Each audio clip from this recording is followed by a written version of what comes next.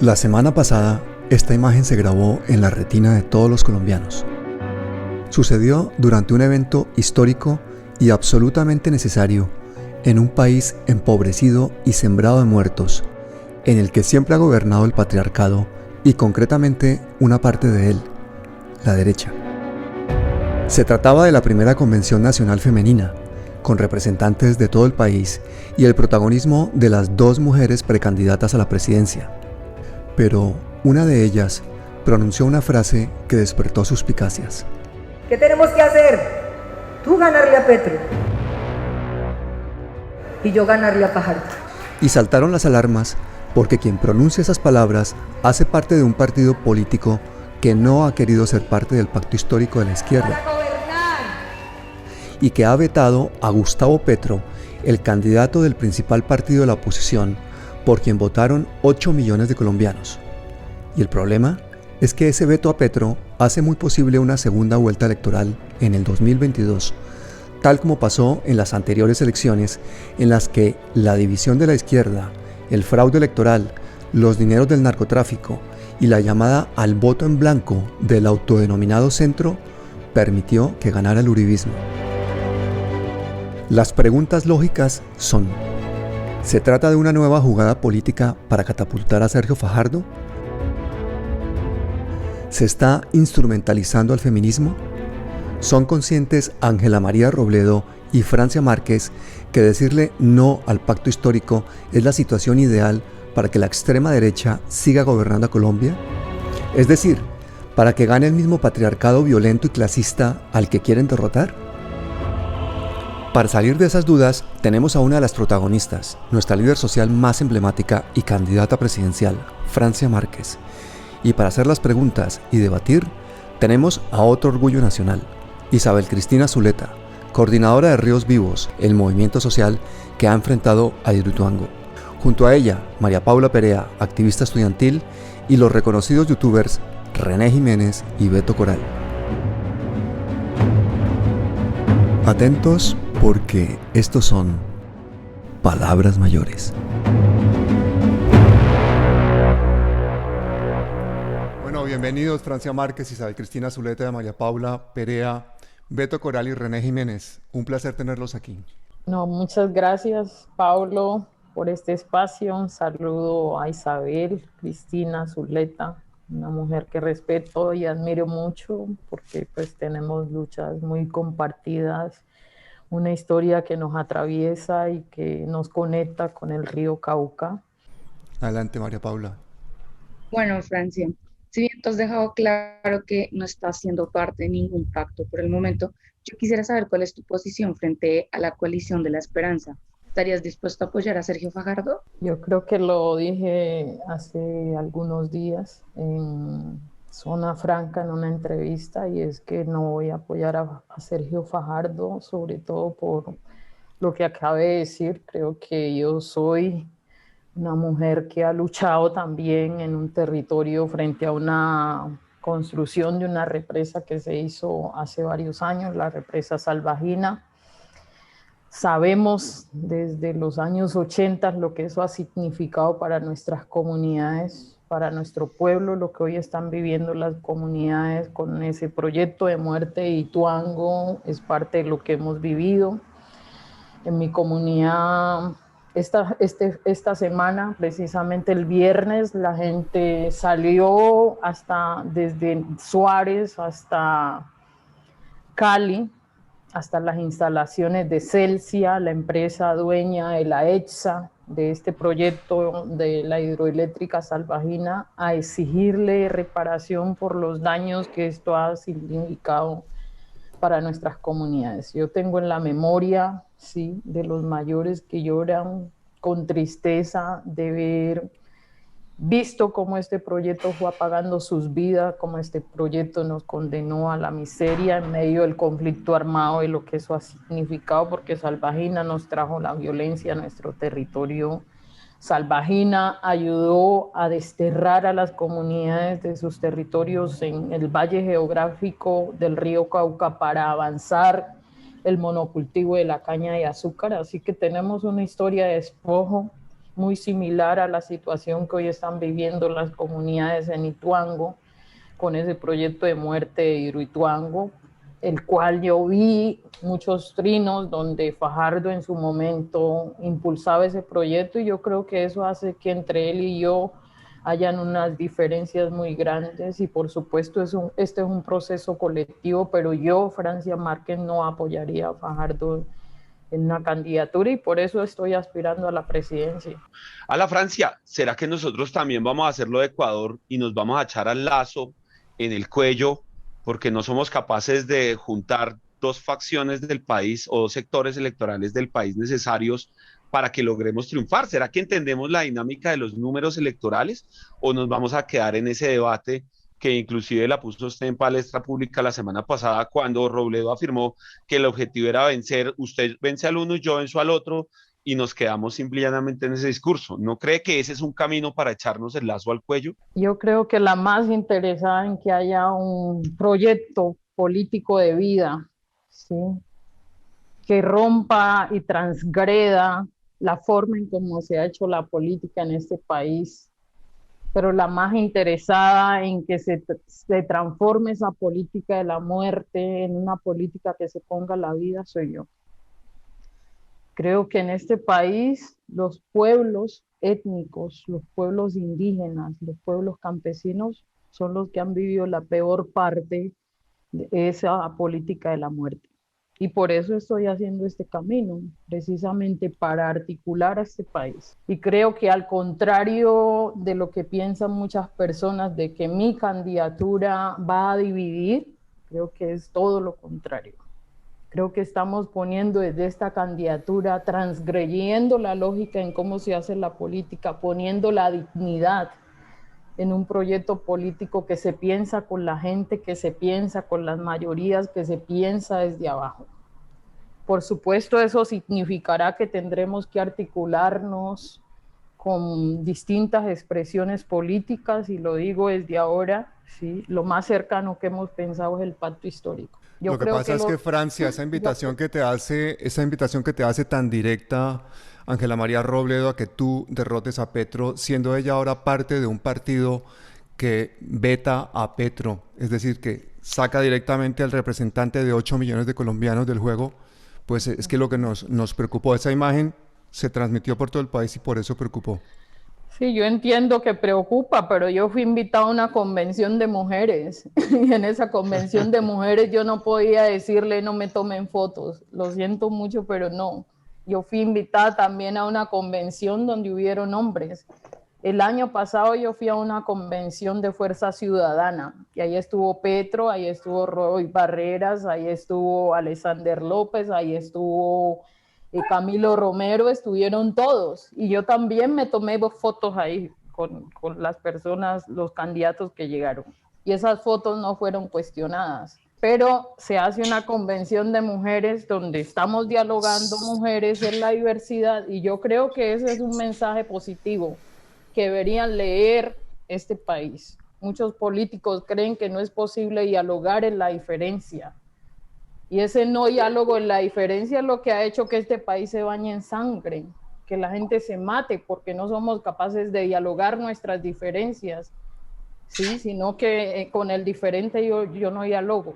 Pero nosotros estamos mandando un mensaje diferente, y es que a pesar de las diferencias, Ángela María va por su camino, yo voy por el mío, yo respeto su decisión de ella, nosotros vamos por el de nosotros, pero eso no significa que yo y ella somos enemigas, que yo y ella no podemos confluir en un espacio tan importante, histórico, que es una juntanza entre mujeres feministas que piensan en la necesidad, y yo también lo pienso, en la necesidad de que cualquier programa político progresista, gane el que gane, tiene que reivindicar los derechos de las mujeres, los derechos de los pueblos, los derechos de las mayorías en este país.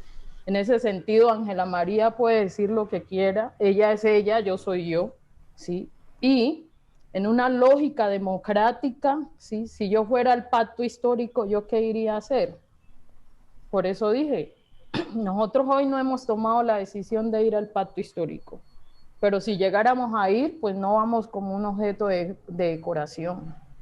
nos guste o no, si nosotros vamos al pacto histórico, vamos a competir internamente por ganarnos la candidatura a la presidencia. Con Petro sabemos que es la opción hoy más cercana que tenemos para ganar un programa de gobierno, pero eso no significa que el resto que vamos a ir a quedarnos quietos, no, vamos a disputarnos. Roy Barreras ya entró, y ustedes creen que Roy Barreras no va a disputarse con Petro. Él lo anunció y lo dijo: voy al pacto histórico a disputarme con Gustavo Petro. Pero entonces el problema es si lo dice una mujer. No, creo que no. Creo que Francia, tenemos la misma legitimidad para ir a disputarnos, al igual que Petro lo haría con todos nosotros. Todo el mundo hoy me empezó a preguntar porque hay un argumento de usted no tiene capacidad para gobernar, ¿sí? Y todo el mundo empezó a decirme, bueno, muéstreme cuál es su proyecto político.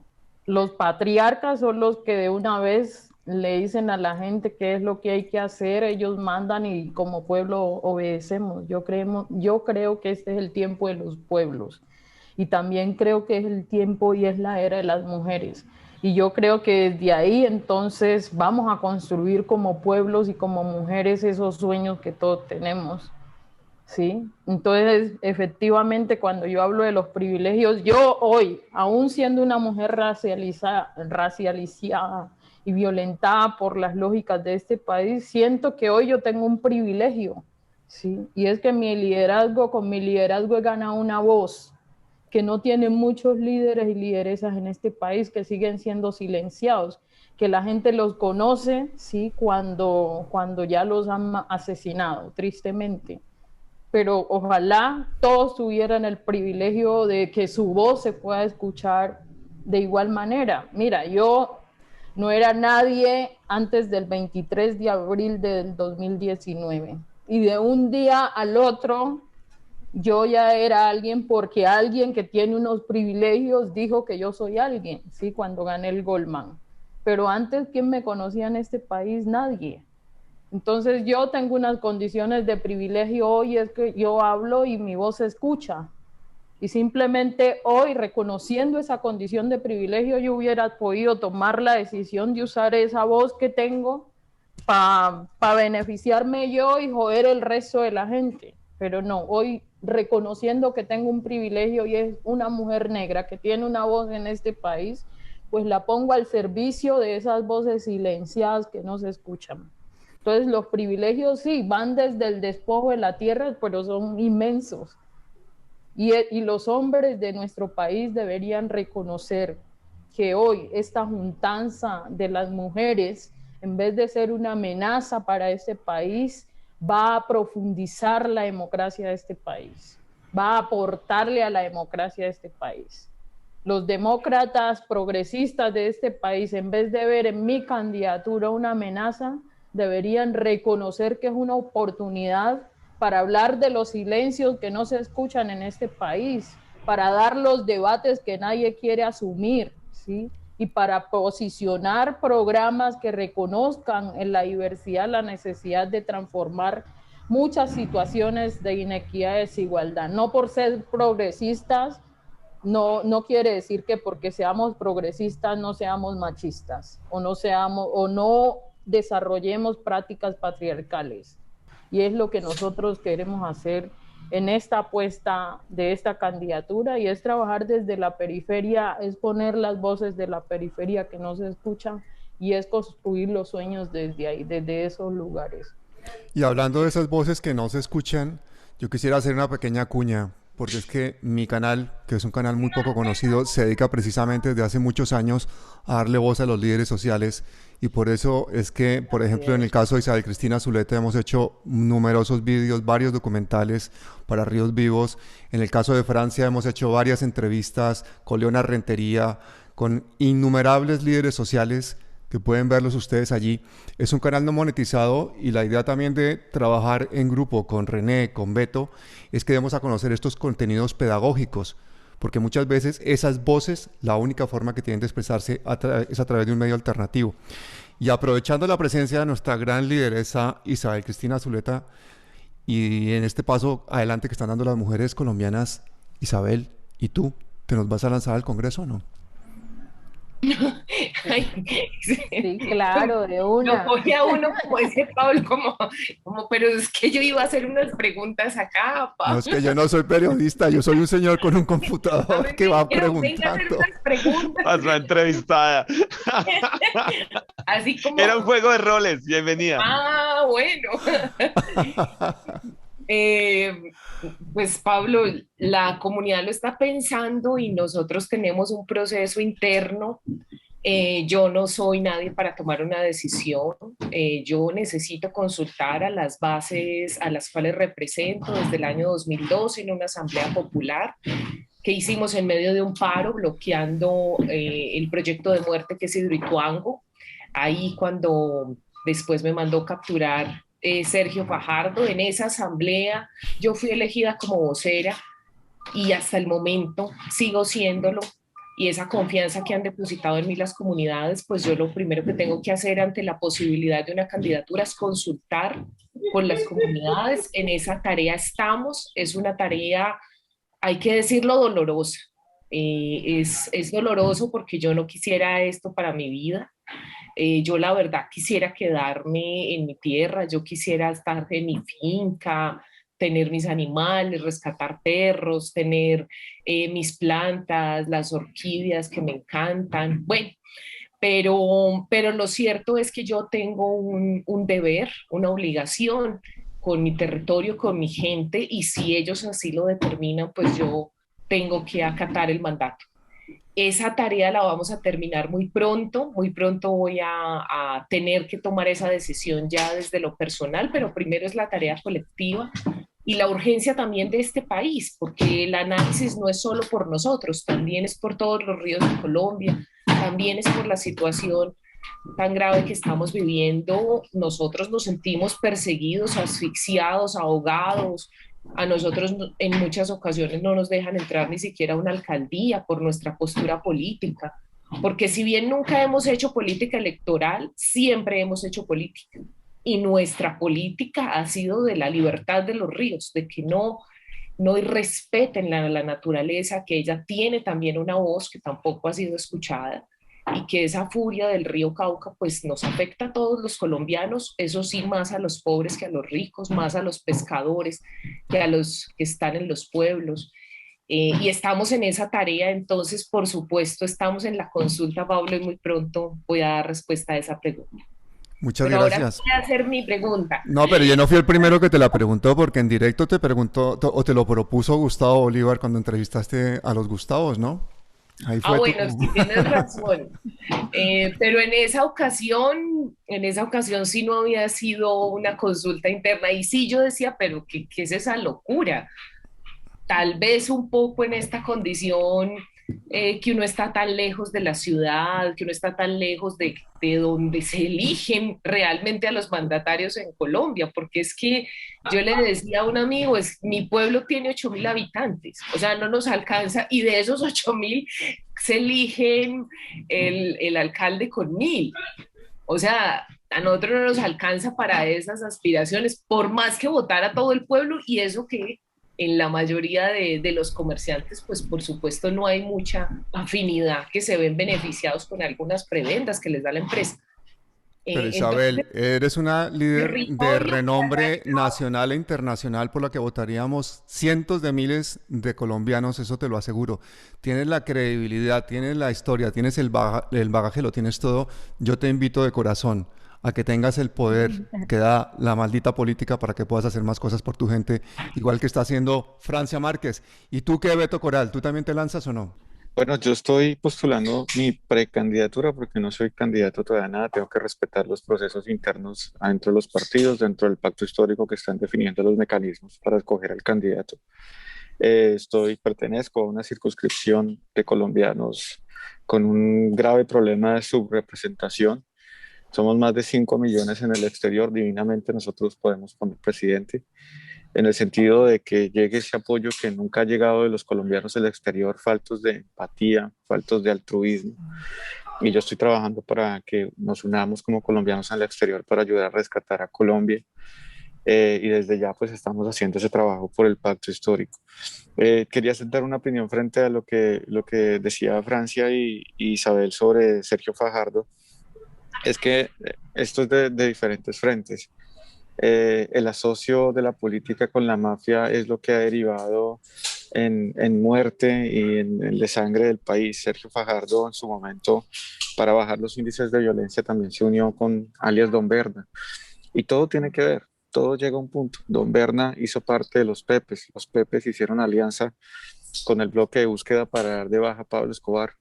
Y bueno, yo en estos momentos estoy denunciando que mi papá denunció parte de esa corrupción adentro de la Policía Nacional y por eso lo asesinaron. Todo es un hilo conductor que tiene que ver el uno con el otro. Y yo creo que tenemos que acabar con eso, tenemos que acabar con el asocio de la política y la mafia, que básicamente, pues hay que decirlo, Álvaro Uribe Vélez es el vástago que dejó Pablo Escobar cuando decidió Pablo Escobar unir la mafia con la política. Y Álvaro Uribe Vélez dejó discípulos. Uno de ellos es el señor Sergio Fajardo. Y eso es lo que nosotros tenemos que apuntar a derrotar. René, y tú que tienes miles de suscriptores, también lo tendrías muy fácil para llegar al Congreso. No, yo no convierto likes en votos, no convierto unos likes en boletas de 10.000 y 20.000 pesos para ir a ver loco, hacer comedia, mucho menos likes en votos. Eso por un lado. Por el otro lado, no, yo soy un puñetero que jode la vida y eso no es un congresista de la República. Un puñetero que jode la vida, ¿qué va a saber de leyes? ¿Qué se va a leer un proyecto de economía? Imagínese un puñetero que jode la vida leyéndose una reforma tributaria. Ese man se cree que eso realmente es una vaina de sostenibilidad y que al país le va a hacer bien y dice que se necesita esa plata para sostener los sistemas de transporte público. Yo creo que definitivamente hay voces de libertad de expresión que se tienen que mantener y la política no la hace solamente la gente que llega a través de un puesto electoral. Es más, la política ni siquiera la hacemos los líderes. La política real y los votos los construye la gente. Entonces yo creo que hay que crear un movimiento grande que le dé muchísima vocería a la gente, ¿sí? Respeto a cada quien lo que hace, pero yo creo que no. Y yo sí lo considero oportunismo porque, Pablo, yo llegué en el 2016 a esta escena, mi querido amigo, con un video echándole la madre a Uribe, porque a Uribe no, bueno, a Santos, que es la misma mierda, porque nos había bloqueado aquí la vía con los campesinos y nos estaba levantando a gas, ¿sí me entiende? Es más, mi primera acción política real ni siquiera reconocida en la escena porque yo salí caminando desde acá hasta Bogotá, pidiendo plata por la universidad y a mí me parece eso todavía más loable que salir y hacer un video de echarle la madre, ¿sí me entiende? Entonces yo creo que yo sí aprovecho más mi espacio para poder echar el sable que uno sabe echar, para poder gritar duro desde aquí y no en el Congreso de la República, donde más que necesidad de alguien que grite duro y tenga el mejor trino de la semana, se necesita a alguien que de verdad entienda qué le están pasando para que firme, qué es lo que está leyendo, ¿sí? Alguien que no le pase lo que nos pasa a muchos, que pasamos de embolador a congresista, lo digo desde mi forma de ver, si me entiende, pase uno del anonimato al desprestigio y termine dependiendo de asesores, porque el que termina dependiendo de asesores termina escuchando lobistas, termina escuchando lo que el asesor le trae y el asesor le trae lo que al asesor le conviene. Necesitamos líderes que sean líderes de verdad, que entiendan el problema, como la señorita del movimiento aquí, Ríos Vivos, que se quiere hacer la loca. Ella sí entiende el problema. Como la señora Francia Márquez, que ha estado untada de la comunidad, que vive en el suroccidente del país, que para nosotros los andinos es una vaina totalmente desconocida, ¿sí? Nosotros no entendemos nuestro país, sino aquí, y como aquí nadie cultiva una sola mata de coca, ¿sí? Entonces uno no entiende, y dice, gente, ¿por qué no cultiva maracuyá? Si eso se saca la carretera y tal. Claro, gordo, tú tienes la carretera aquí a 2 kilómetros y te la bloquea el gobierno. Entonces yo creo que igual que tú, Pablo, se necesitan voces, ¿sí? Que a veces no nos escuchan. Vea, parce, yo del bulto soy el que menos escuchan, yo no tengo los 100.000 seguidores, yo hago un programa todas las mañanas con 800 pingos ahí viéndome la cara, ¿sí? Y antes aportan a través de Nequi y Plata, los chinos se ayudan a sostener el programa. Pero creo que hay que tener muchas voces para poder subir a la gente que queremos subir. Aquí hay un problema y es que si todos somos candidatos, ¿quién habla a nombre de la gente? ¿Sí o para qué? ¿Quién le dice a la gente, venga, vamos, yo no tengo ningún interés, yo soy otro igual que ustedes, todos los días me monto en el Transmilenio lleno, venga que aquí hay unos más chévere? Creo que también hay que reconocer el liderazgo de ese tipo de líderes que no hacen parte de la jugada electoral, porque sin sumarme a ellos, yo estoy detrás de una pantalla, esos líderes que no hacen parte de la jugada electoral son los líderes que mueven el país. Por eso los matan, ¿sí? Y ellos no están en un tarjetón. Por eso inclusive no nos conocemos, ¿sí? Uno dice, uy, mataron. ¿Se acuerda que hace como un año, yo tengo mala memoria, mataron una líder del Pacífico frente a su propio hijo y tal, y todo, y uy, la mataron, y todo el mundo se aprendió el nombre de la señora, y hasta hubo hashtag, todos con la mamá de tal, y bueno, y hubo colecta y tal. Pues esa señora nunca hizo parte de un tarjetón electoral, pero movilizaba mucho más su comunidad que muchos que juegan a ser parte del tarjetón electoral y que uno no los ve en la izquierda, pero vaya y revise el nuevo tarjetón electoral de un partido que está diciendo que todos van a venir a nosotros porque ahora no va a haber ningún otro partido con la nueva reforma y tal, y usted va a ver que hay un montón de gente que ¿sí? Que para subir van y se compran un cartón de abogado. ¿Sí? Pero Dicen, René, Pablo, una persona que como tú se despierta a las 4 de la mañana a preparar los programas, que es sociólogo, que trabaja incansablemente, que le cabe buena parte de la actualidad y de la situación del país en la cabeza, tampoco escurras el bulto, porque si te ponen una cantidad de votos en la mesa, tienes una responsabilidad.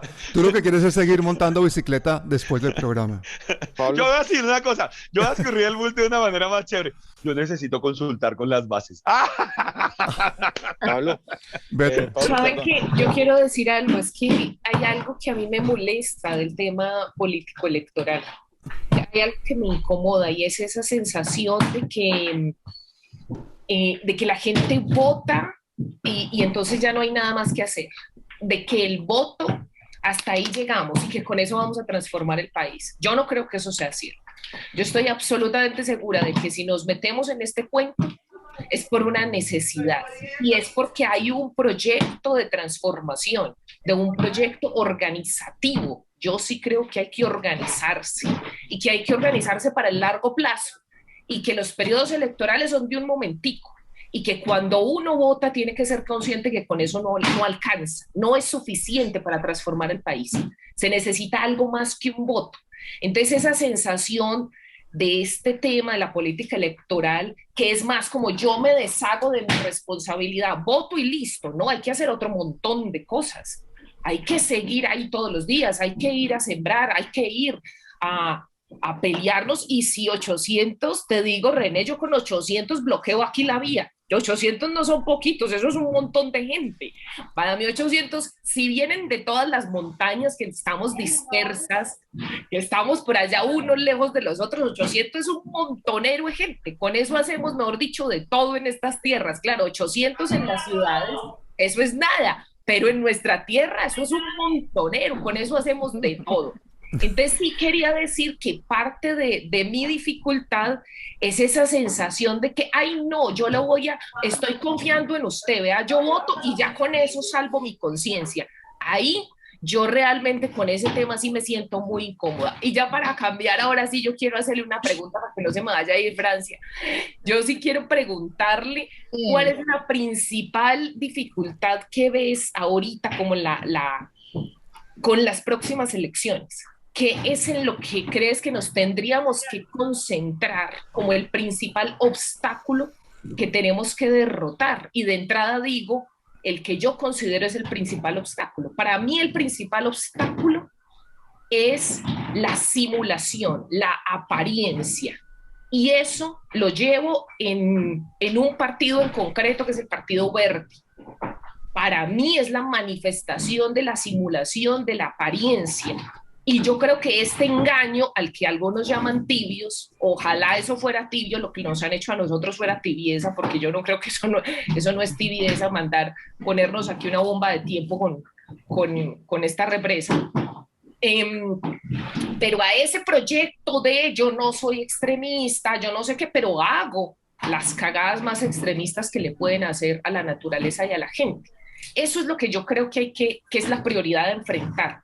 Esa gente que es capaz de simular, que es capaz de engañar y decir que sí, estamos transformando, no somos supuestamente uribistas cuando son los más radicales en términos de quitarle a la gente el pan de su mesa.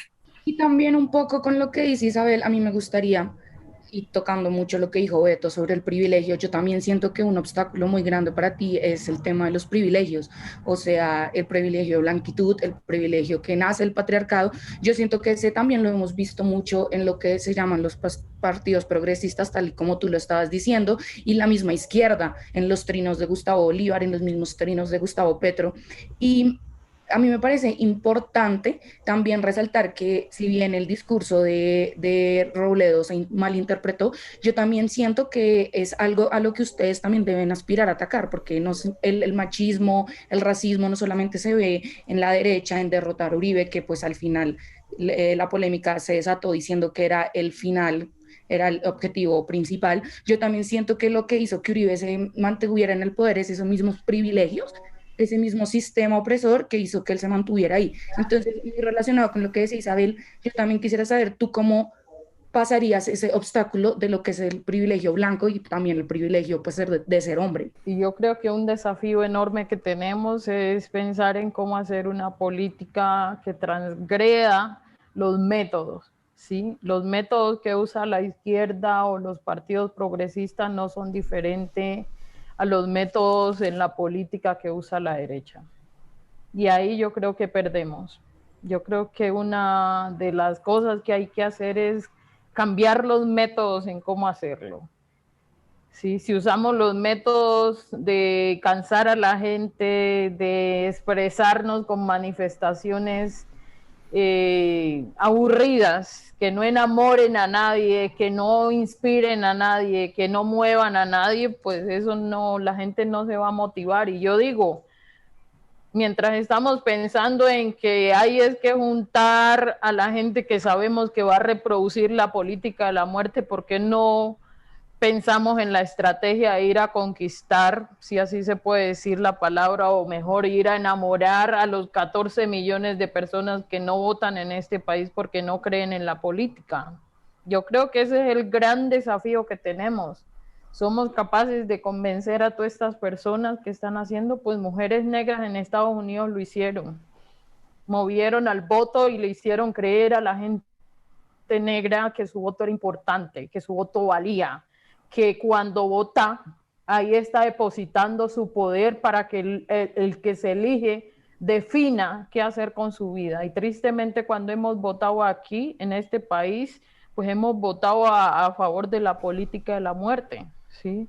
Y los que nos hemos abstenido también de votar, hemos votado por eso, porque nos gobiernen quienes han reproducido la política de la muerte. Yo creo que nuestra capacidad debe estar en ir a conquistar a esos corazones y a esa gente que perdió toda su esperanza en la política porque cree que la política es corrupta, que la política al final y al cabo no tiene nada que ver con nuestras vidas. Y bueno, yo creo que ahí está el gran desafío, y es de decirle a esa mujer, a esa mamá que sale de su casa a trabajar y cuando se va a una casa de familia y regresa es a enterrar a su hijo porque ya fue asesinado en el barrio, pues esa mujer tiene que saber que esa definición de que su hijo terminó siendo asesinado en un barrio fue una definición política, ¿sí? Esa no es la desgracia de por sí que nos toca soportar. Nos hicieron creer que las condiciones en las que vivimos, nosotros somos responsables de esa desgracia. Esos niños de La Guajira que están muriendo de hambre al lado de un proyecto que se vende como el desarrollo de nuestro país, Cerrejón, ¿sí? Ellos son responsables de esa miserableza de lo que hacemos con esta política de la muerte. No. Ha sido el Estado gobernado por estos hombres blancos privilegiados, y lo siento mucho, pero es lo que tengo que decir. Son hombres blancos privilegiados de élite que se mantuvieron por todos estos años obteniendo sus ganancias de esa política de muerte, los que han condenado a que más de 5,000 niños hoy mueran de hambre en este territorio, en un país que tiene tanto para producir, pero que no es capaz de producir ni siquiera lo que va a comer.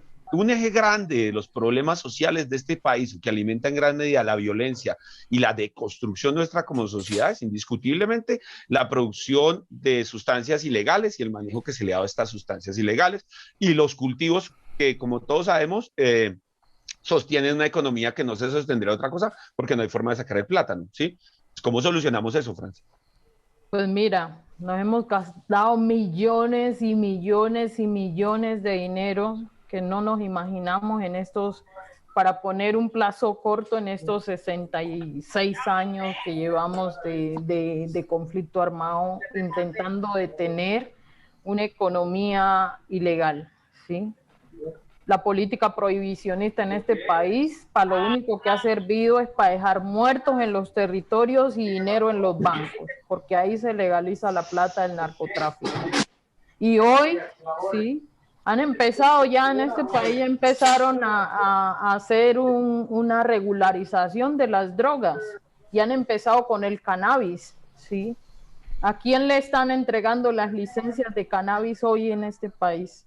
A las multinacionales canadienses, pero esas no se las están entregando a las comunidades campesinas, negras, indígenas, empobrecidas, a quienes todavía en nombre del narcotráfico siguen asesinando.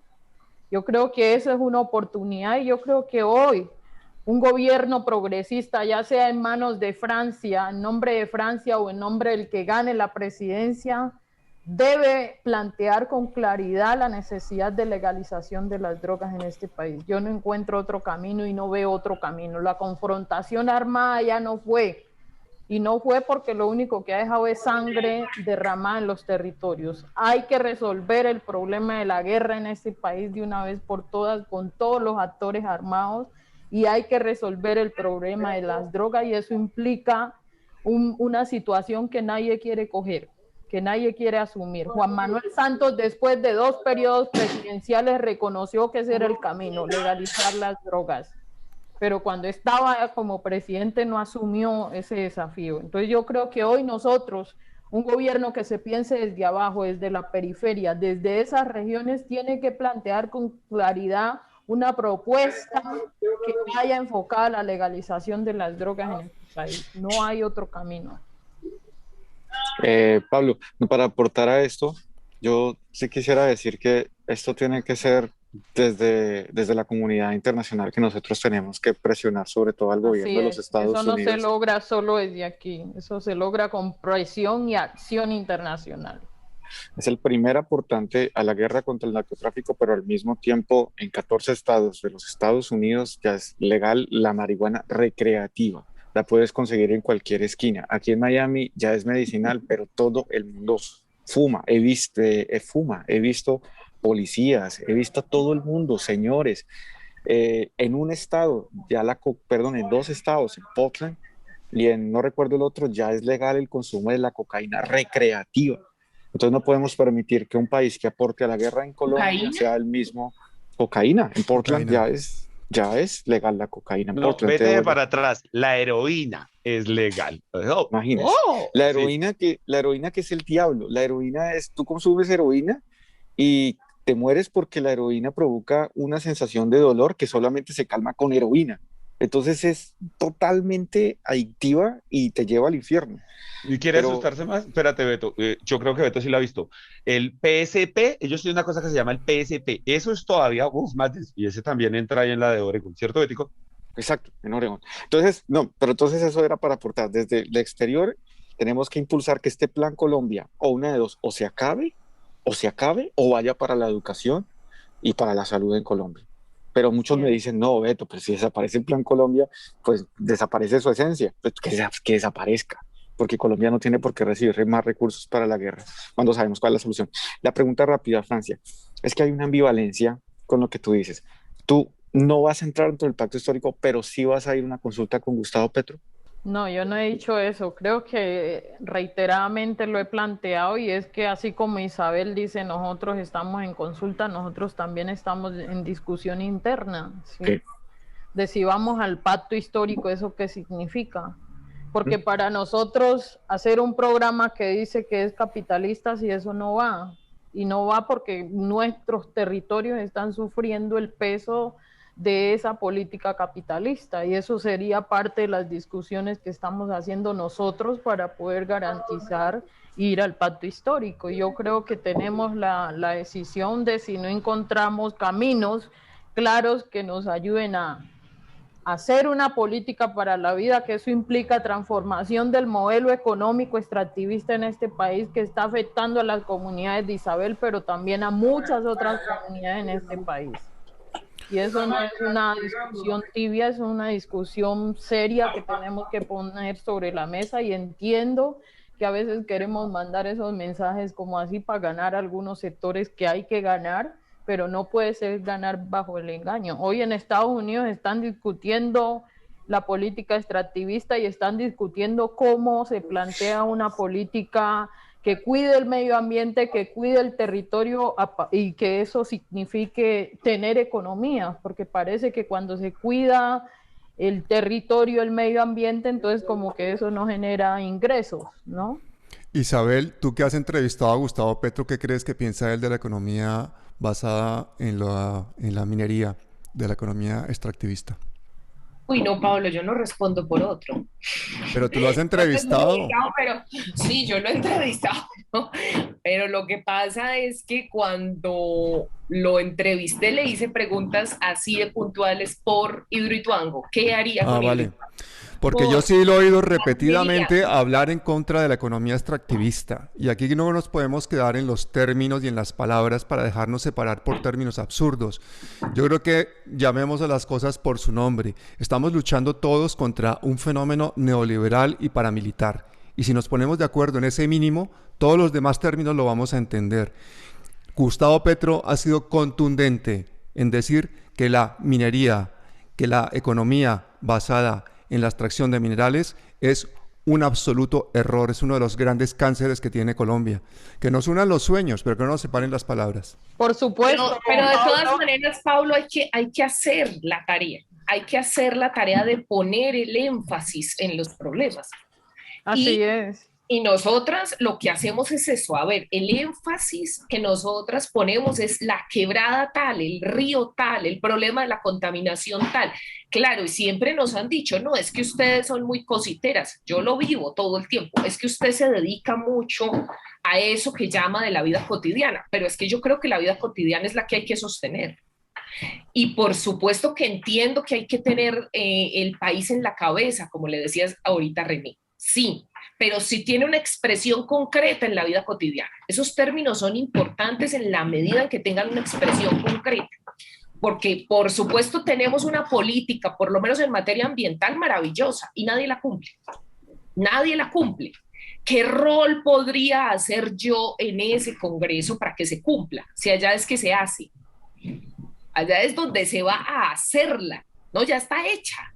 Por supuesto, la política sobre vertimientos, que tenemos un problema enorme sobre la cuenca del río Cauca, ya está hecha. ¿Quién la cumple?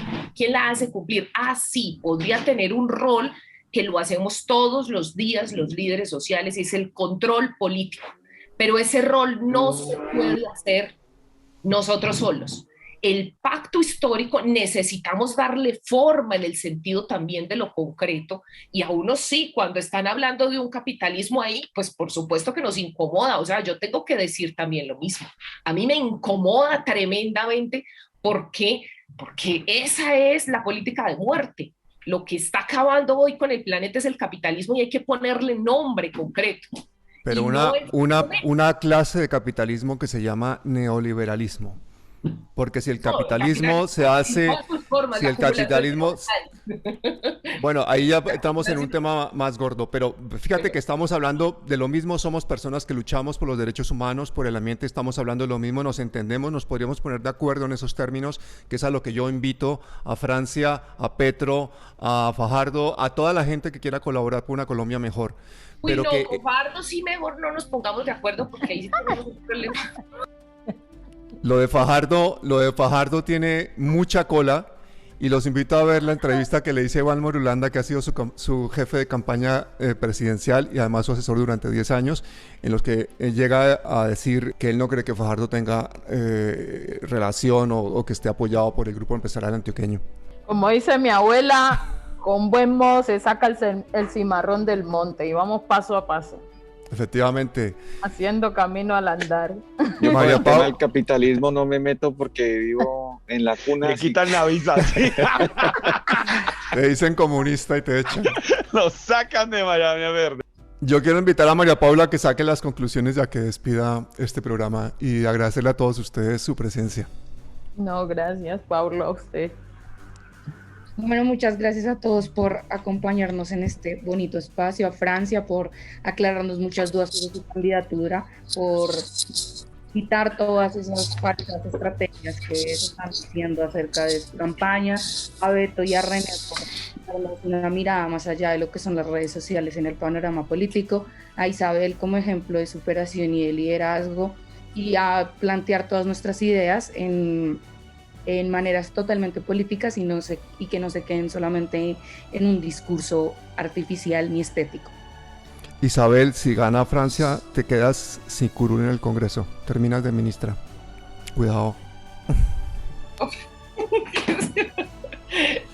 No, por supuesto, sería la mujer más feliz y aquí tendría todo un equipo trabajando por los ríos de Colombia. Muchísimas gracias a todos y hasta siempre. Gracias, un abrazo. Gracias, ancestral. gracias a todos. Soy porque somos.